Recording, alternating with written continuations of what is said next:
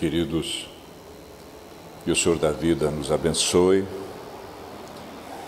e que possamos, a partir de agora, inspirado pelo seu coração bondoso, através dos mensageiros espirituais, o diretor espiritual desta sociedade, que sejamos inspirados e possamos dar cabo da tarefa a que nos comprometemos nesta noite, de nos comunicarmos em relação à nossa doutrina consoladora.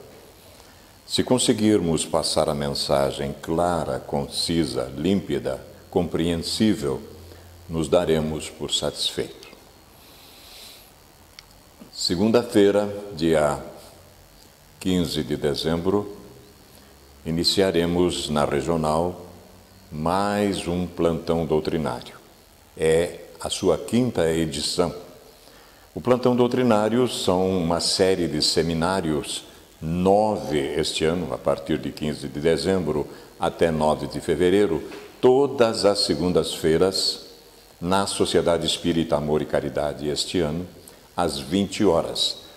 Este ano nós vamos homenagear esta obra chamada O Céu e o Inferno, ou A Justiça Divina segundo o Espiritismo, que o ano que vem faz 150 anos da sua publicação. Esta obra se reveste do seguinte caráter. Ela tem 2 partes. A primeira, ela trata da doutrina, e da segunda parte, ela trata de exemplos. Como nós vamos trabalhar isso, mancheias, realmente profundamente a partir do dia 15, nós pensamos um exemplo da segunda parte desse livro, para ver que coisa interessante nós temos aqui, né? Algo que a gente vai descobrindo no tempo, no espaço, e vamos estudando e vai nos surpreendendo realmente, né? É um exemplo de alguém que torna-se um assassino no ano de 1857, em Paris. É descoberto, realmente, ficou provado que ele era assassino. Isso no início do mês de janeiro de 1857. No dia 30 de janeiro, a sentença já tinha sido dada e ele foi enforcado. Ele vai para o mundo espiritual, esta criatura, e no mesmo dia ele é evocado. Alguém dentro do grupo mediúnico conversa com essa criatura para saber como é que está a situação dele, né?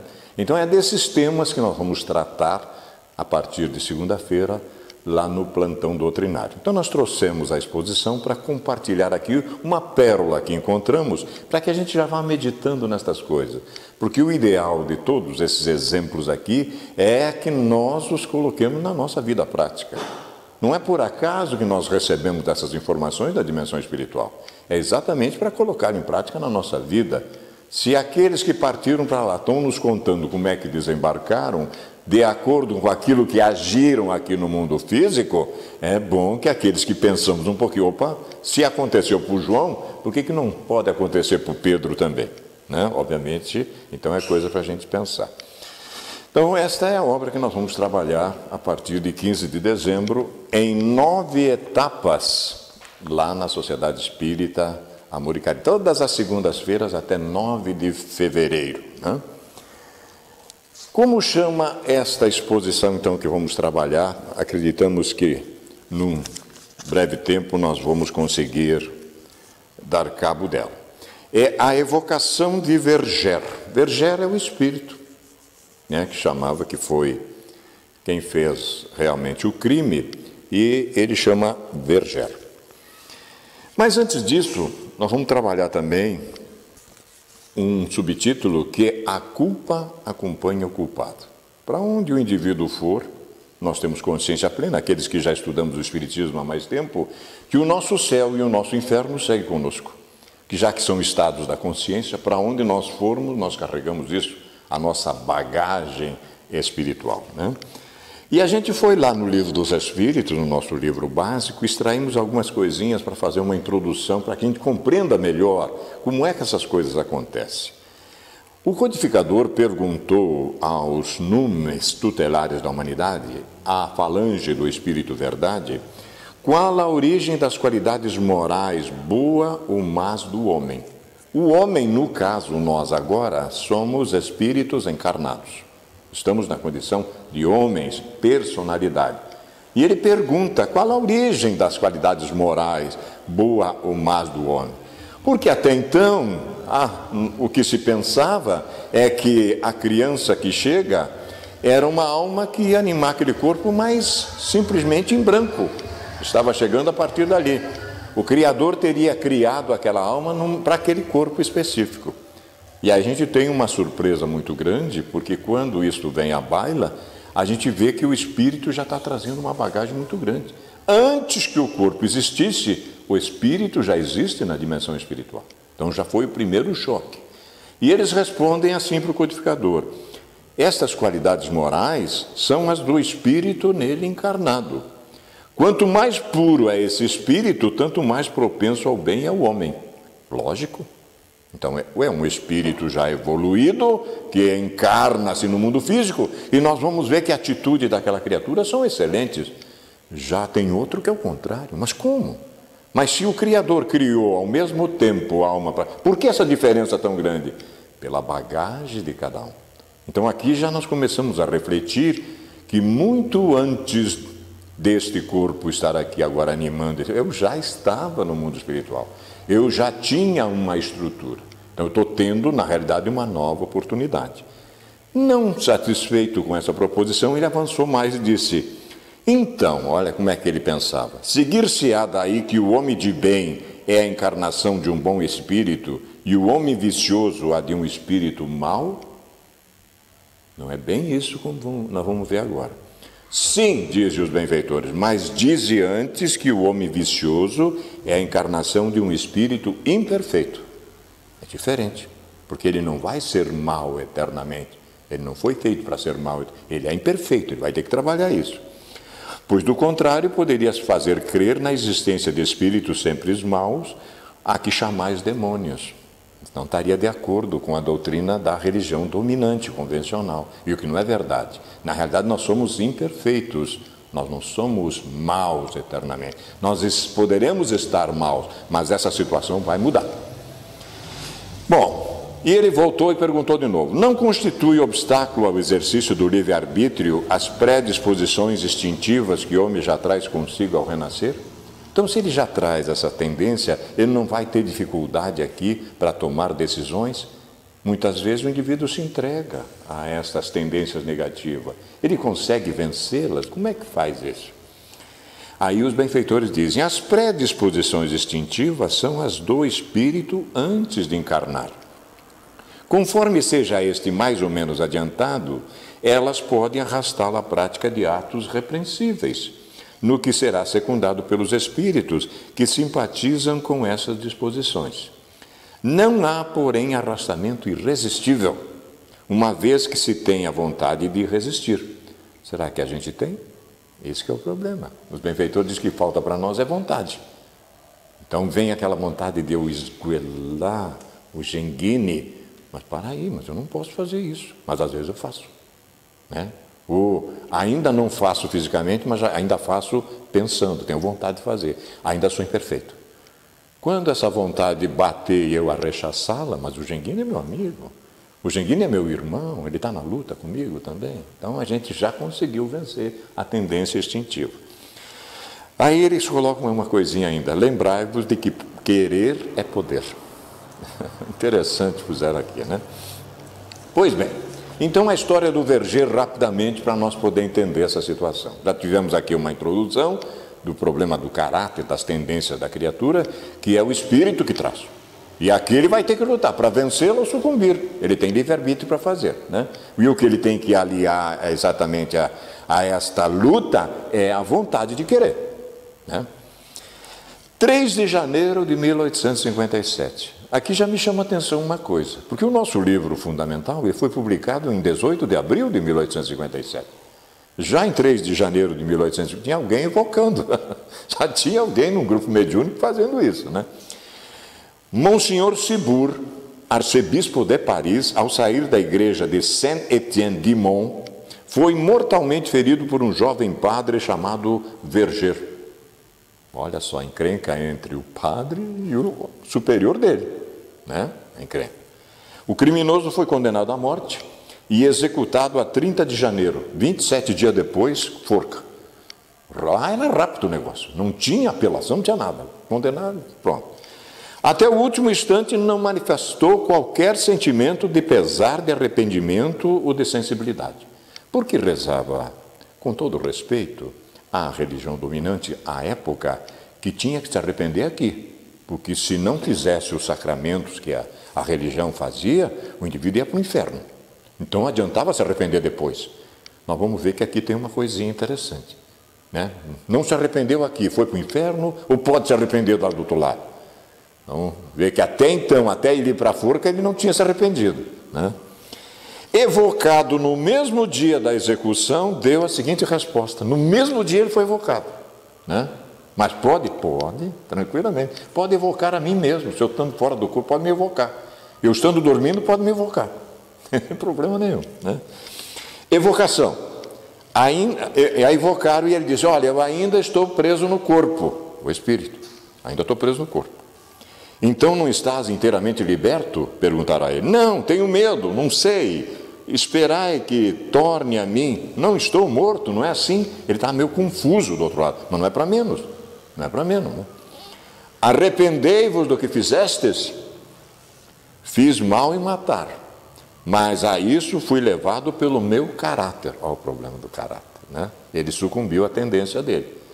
Que não podia tolerar humilhações. O que é isso? Quem não tolera humilhação é o quê? É orgulhoso. Já começamos aí, ó. Evocar-me-eis outra vez. Me evoca outra vez, ele disse, né? Então tá. E a história continua. Por que vos retirais? Porque não quer conversar com a gente, né? Aí ele disse assim, se eu visse a quem ele tirou a vida física, muito me atemorizaria pelo receio do que me fizeste outro tanto. O que é isso? A consciência de culpa. Quando eu tenho consciência de culpa, eu não tenho defesa. Entendeu? Por isso que Jesus propõe, reconciliai-te enquanto estás a caminho. Aqui, enquanto porque a gente não sabe. Se ele for antes que eu estou perdido. Se o meu adversário for antes que eu, se eu for antes dele, tudo bem. Mas se ele for antes? Aí ele me espera. E eu não tenho defesa contra ele. Se ele não me perdoar, ele tem ascendência sobre mim. Se ele me perdoar, eu devo para a vida. Estou devendo igual. Então, olha como é que é essa situação. E o papo continua. Mas nada tendes a temer, disse o evocador, uma vez que está separado do corpo. Renunciai a qualquer inquietação, que não é razoável agora. Que quereis, diz o que foi evocado? Acaso sois senhor das vossas impressões? Quanto a mim, não sei onde estou. Estou doido? Ele pergunta, né? Aí diz o evocador de novo, esforçai-vos por ser calmo. Mas como é que o cara vai ser calmo numa situação dessa? Não posso, estou louco. Esperai que vou invocar toda a minha lucidez. Quer dizer, eu vou voltar ao meu estado normal. Dá um tempo para mim, né? Se orasseis, diz o evocador, se orasseis, talvez pudesse concentrar os vossos pensamentos. E ele responde, intimido-me, não me atrevo a orar. E quando deveria fazê-lo, né? Mas o orgulho às vezes não deixa. Orai que grande é a misericórdia de Deus. Oraremos convosco, diz o grupo mediúnico. E aí o Verger diz, sim, eu sempre acreditei na infinita misericórdia de Deus. Mas não parece, mas ele era sacerdote. Ele pregava isso, né? Compreendeis melhor agora a vossa situação, depois da prece? Aí ele diz, ela é tão extraordinária que ainda não posso apreendê-la. Vedes a vossa vítima? Olha que coisa, perguntaram para ele. Parece-me ouvir uma voz semelhante à sua dizendo, não mais te quero. Será talvez um efeito da imaginação? Estou doido, vou-lo asseguro, pois que vejo o meu corpo de um lado e a cabeça de outro. Veja bem o espírito aqui, o corpo dele em 2 pedaços. Vejam que coisa. Afigurando-se-me, porém, que vivo no espaço entre a terra e o que denominais céu.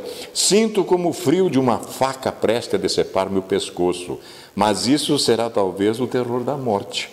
Também me parece ver uma multidão de espíritos a rodear-me, olhando-me compadecidos. Também, né? E falam-me, mas não os compreendo. E aí volta o grupo mediúnico. Entretanto, entre esses espíritos há talvez um cuja presença vos humilha por causa do vosso crime. E o Verger diz: dir-vos-eis que há apenas um que me apavora, o daquele a quem matei. Claro. Lembrai-vos das anteriores existências? Não, estou indeciso, acreditando sonhar. Ainda uma vez preciso tornar a mim. Está confuso. 3 dias depois, passaram-se 3 dias, reconhecei-vos melhor agora, evocaram ele de novo. Aí a resposta: já sei que não mais pertenço a este mundo, e não o deploro. Pesa-me o que fiz, porém estou mais livre. Sei a mais que há uma série de encarnações que nos dão conhecimento úteis, a fim de nos tornarmos tão perfeitos quanto possível a criatura humana. Perguntaram de novo: sois punido pelo crime que cometestes? Sim, lamento o que fiz e isso faz-me sofrer. Está começando a se arrepender ou não? Já está começando a se arrepender. Então pode. Não deu aqui, mas vai dar lá. Qual a vossa punição? Sou punido porque tenho consciência da minha falta e para ela peço perdão a Deus. Sou punido porque reconheço a minha descrença nesse Deus, sabendo agora que não devemos abreviar os dias de vida de nossos irmãos. Sou punido pelo remorso de haver adiado o meu progresso, enveredando por caminho errado, sem ouvir o grito da própria consciência que me dizia não ser pelo assassínio que alcançaria o meu desiderato, o meu objetivo.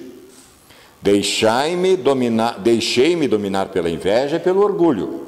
Enganei-me e arrependo-me, pois o homem deve esforçar-se sempre por dominar as más paixões, o que, aliás, não fiz. Começou a mudar. Como é que pode? Começou a mudar a coisa. Qual a vossa sensação quando vos evocamos? O grupo perguntou para ele. De prazer e de temor, por isso que não sou mau. Em que consiste tal prazer e tal temor? A nova pergunta. Prazer de conversar com os homens e poder, em parte, reparar as minhas faltas, confessando-as. E temor que não posso definir, um quê de vergonha por ter sido um assassino. Então já começou a mudar a situação na criatura. Aí a nova pergunta foi feita: desejais reencarnar na Terra? Até eu peço e desejo achar-me constantemente exposto ao assassínio, provando-lhe o temor. Ele vai programar uma nova existência, em que ele vai passar pela provação de conviver nessa situação, de ter que assassinar pessoas, ou não vai ter que superar isso, né? Bom, Monsenhor Cibur, agora evocou o que foi assassinado, né? Disse que perdoava o assassino e orava para que ele se arrependesse. Disse mais: posto estivesse presente a sua evocação, estava presente. Não se lhe tinha mostrado para não lhe aumentar os sofrimentos, porquanto o receio de o ver já era um sintoma de remorso, era já um castigo. Então, o monsenhor que foi assassinado estava presente, mas ficou à parte. Não se mostrou para o espírito, porque senão seria pior ainda. Pergunta para ele: o homem que mata sabe que ao escolher nova existência nela se tornará um assassino? Não. Ele sabe que escolhendo uma vida de luta tem probabilidade de matar um semelhante, ignorando, porém, se o fará, pois está quase sempre em luta consigo mesmo. Então aqui é que é a coisa, na arena física vai aparecer a situação e aquela voz da consciência vai me dizer: pensa bem o que você vai fazer, porque por aí você já se deu mal. Então a gente vai ter que tomar uma decisão aqui. A situação de Verger ao desencarnar é a de quase todos os que sucumbem violentamente. Não se verificando bruscamente a separação, eles ficam como que aturdidos, sem saber se estão mortos ou vivos. A visão do arcebispo foi-lhe poupada por desnecessária o seu remorso, mas outros espíritos em circunstâncias idênticas são constantemente acossados pelo olhar das suas vítimas. Aqui, o próprio que foi assassinado não quis fazer aquele companheiro desequilibrado, sofrer esse constrangimento. Já era um espírito que tinha certa evolução, eu não vou submetê-lo a isso. Mas não é o caso de todos. Não é o caso de todos. A enormidade do delito, Verger acrescentar o agravante de se não ter arrependido ainda encarnado, estando, pois, nas condições requeridas para a eterna condenação da religião convencional. Foi para o inferno. A religião convencional mandou ele para o inferno, não tenha dúvida. Mas logo que deixou a esfera física, o arrependimento invadiu-lhe o coração e, repudiando o passado, deseja sinceramente repará-lo. A isso não o impele a demasia do sofrimento, visto que nem mesmo teve tempo para sofrer, mas o alarme dessa consciência desprezada durante a vida e que ora se lhe faz ouvir. Por que, pergunta o codificador, olhe que coisa bonita, por que não considerar valioso esse arrependimento? A religião convencional não levava em consideração. Por que admiti-lo dia antes como salvante do inferno e depois não? Veja. E por que finalmente o Deus misericordioso para o penitente em vida deixaria de o ser por questão de horas mais tarde? Será que Deus mudaria de opinião? O cara não se arrepende. Eu não me arrependo aqui. Eu não posso me arrepender lá? Porque lá é que a coisa vai abrir muito mais. A nossa amplitude lá é assustadora do outro lado, né? Fora para causar admiração a rápida mudança, algumas vezes operada nas ideias de um criminoso, endurecido impenitente até a desencarnação, se o trespasse lhe não fosse também bastante, às vezes, para reconhecer toda a iniquidade da sua conduta. Contudo, esse resultado está longe de ser geral, o que daria, em consequência, o não haver espíritos maus. Existem sim, imperfeitos, como nós vimos no início, estão maus naquele momento. O arrependimento é muitas vezes tardio, e daí a dilatação do castigo, do sofrimento. Então o indivíduo demora para se arrepender, continua no sofrimento. O indivíduo se arrepende aqui ou lá, a coisa já muda de figura, já mudou de figura. A obstinação no mal, na existência física, aqui como nós estamos agora, provém às vezes do orgulho de quem recusa submeter-se e confessar os próprios erros. Visto estar o homem sujeito à influência da matéria, que lançando-lhe um véu sobre as percepções espirituais, o fascina e desvaira. A gente joga todas as nossas fichas aqui, quando a nossa vida real é lá. Entendeu? Então a gente tem que mudar um pouquinho esse pensamento. Roto esse véu, tirado o véu, súbita luz o aclara e ele se encontra senhor da sua razão. Muda completamente o pensamento. A manifestação imediata de melhores sentimentos é sempre indício de um progresso moral realizado, que apenas aguarda uma circunstância favorável para se revelar. Ao passo que a persistência mais ou menos longa no mal, depois da desencarnação, é incontestavelmente a prova de atraso do espírito, no qual os instintos materiais atrofiam o germe do bem, de modo a lhe serem precisas novas provações para se corrigir. Então, vale a pena o indivíduo repensar. Então, deu condições lá do mundo espiritual, já pede apoio, usa da prece, se arrepende, entendeu? Verifica, porque a coisa pode mudar rapidamente para ele, né? Importante, meus irmãos, é que não nos esquecemos de que a culpa acompanhará o culpado sempre, até que consiga dela libertar-se, seja pelas realizações do excelso bem, seja pela transformação das energias grosseiras e perturbadoras pelos filtros dos sofrimentos reparados. Então, são duas opções. Eu trabalho no bem ou eu sofro na carne situação. Não é castigo divino, é a opção que eu faço, entendeu? Eu começo a mudar gradativamente. Quanto mais eu trabalhar no bem, menos encrenca eu vou ter, inclusive no aspecto físico. Começa a mudar a situação. Isso está aqui, nós estamos utilizando do livro Justiça e Amor, que quando aquela obra fez 130 anos, o benfeitor Camilo, através do nosso querido Raul Teixeira, que já ali está, né, publicou Justiça e Amor. homenageando aquela obra. Quando aquela obra fez, em 1995, 130 anos, ele publicou este livro. Então, este texto nós estamos tirando de Justiça e Amor. E aí o benfeitor Camilo diz para nós: apoiemo-nos nos ensinamentos do Cristo, ao afirmar que o homem bom retira o bem do bom tesouro do seu coração, enquanto que o homem mau do mau tesouro do seu coração retira o mal. É aquilo que eu tenho dentro de mim.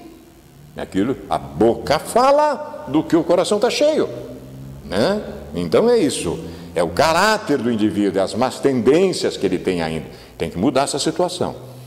Daí pode-se compreender que, por maiores sejam as influenciações para o bem ou para o mal sofridas por alguém, esse alguém dará maior ou menor importância em função das suas bagagens interiores, das suas inclinações mais ou menos enobrecidas, disso resultando não haver arrastamento irresistível nem para o erro, nem para o acerto, restando mesmo o livre-arbítrio como instrumento da mais íntima vontade.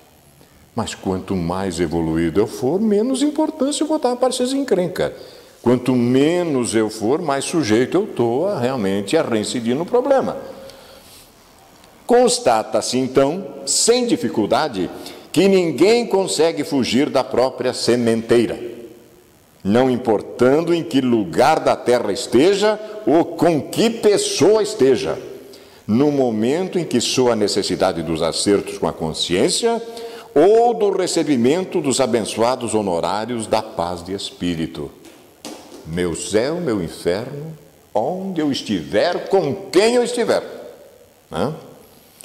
Diversos indivíduos, à semelhança da legenda sobre Caim e a voz do Senhor que lhe cobrava pela morte do irmão, se evadem do lugar dos erros cometidos, desejosos de apagar as marcas dos delitos com a fuga geográfica. Eu vou me mudar para Porto Velho, que lá ninguém me conhece. Mas eu me conheço. Mas eu levo minha consciência comigo, não adianta. Não vai resolver o problema, né? Ocorre, porém, diz o benfeitor, que estando em si mesmo a gravação dos desatinos, gravação, corpo espiritual, deles terão que dar conta onde estejam, sob quaisquer disfarce de que se revistam, qualquer corpo, qualquer encarnação, qualquer existência, volte eu, homem, mulher, o que for, o espírito é o mesmo, aonde for, a encarnação seguinte não interessa. Sob quaisquer disfarces de que se revistam, pois a cada um será dado conforme suas obras. Mas isso a gente já viu no Evangelho. Jesus já tinha falado isso, né? Considerações finais sobre esse assunto, meus queridos, né? Eu acho que a lição veio para nós refletirmos e a gente vai encerrar com uma passagem da benfeitora Joana de Ângeles sobre esse assunto também. Diz ela para nós o seguinte: maravilha, se alguém te ofende, ferindo teus sentimentos, enfloresce teu coração com o amor e perdoa. Se alguém se diz por ti ofendido, o contrário, apresentando mágoas, reclama teu pensamento de luzes em forma de entendimento e solicita que te perdoe. Mas ela vai mais longe. Não adies a oportunidade de desculpar, nem atrases o momento de pedir desculpa. Se puder te arrepender agora, já. Não deixa para depois. Mas se não der agora, se arrepende depois. Pode também. A gente viu que pode. A carne, o corpo físico, é oportunidade sublime. E breve, passa muito rapidamente.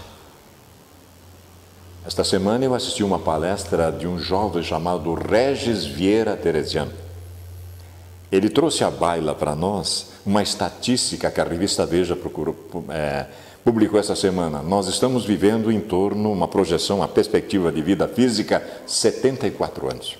E alguns meses. Aí, quando ele falou esse dado, eu tremi na cadeira. Porque eu já tenho 64 e não fiz nada. Só me faltam 10. Daqui a pouco eu vou embora. Eu volto para o mundo espiritual pobre. Não tenho nada para apresentar de volta. E com tudo que eu sei e não apresentar nada, vai ficar feio. Vai ficar uma coisa meia, né? Quando a gente se apresentar para o nosso avalista espiritual, porque cada um de nós aqui tem um avalista espiritual, que assinou embaixo para nós virmos para cá. Foi um projeto do Criador a nossa vinda para cá. E como é que nós estamos voltando? Melhor ou mais? Né? Como é que a gente está voltando?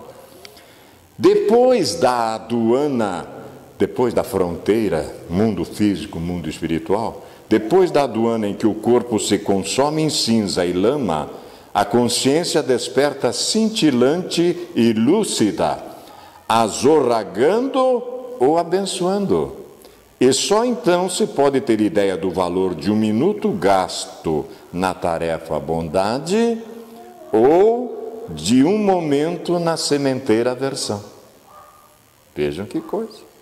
Se desejas o céu da consciência tranquila, em porto de luz, envolve-te na lã do Cordeiro de Deus e alcatifa a tua senda, ilumina com os dosséis da humildade, do amor e da caridade, seguindo imperturbável até a hora da desencarnação.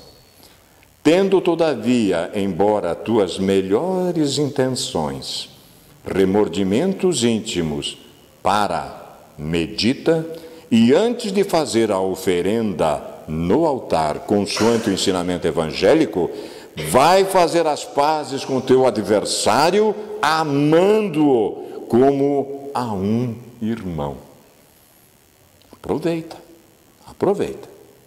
É preferível seres tu quem ama e perdoa, a carregares a chaga odienta do remorso, por ter perdido a oportunidade de tranquilizar alguém, hoje em sofrimento por tua causa, por falta do acolhimento fraterno que lhe negaste.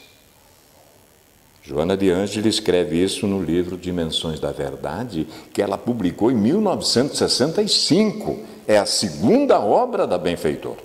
Então nós temos material aí vasto para trabalhar.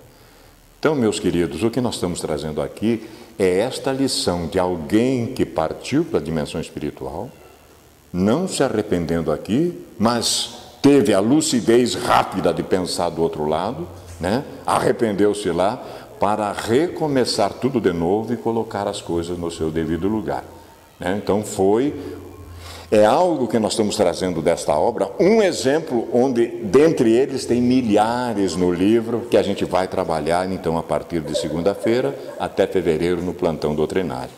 Do fundo do nosso coração, nossa imensa gratidão pelo carinho e pelo tempo que despenderam conosco para que a gente pudesse conversar sobre essas coisas. Muita paz.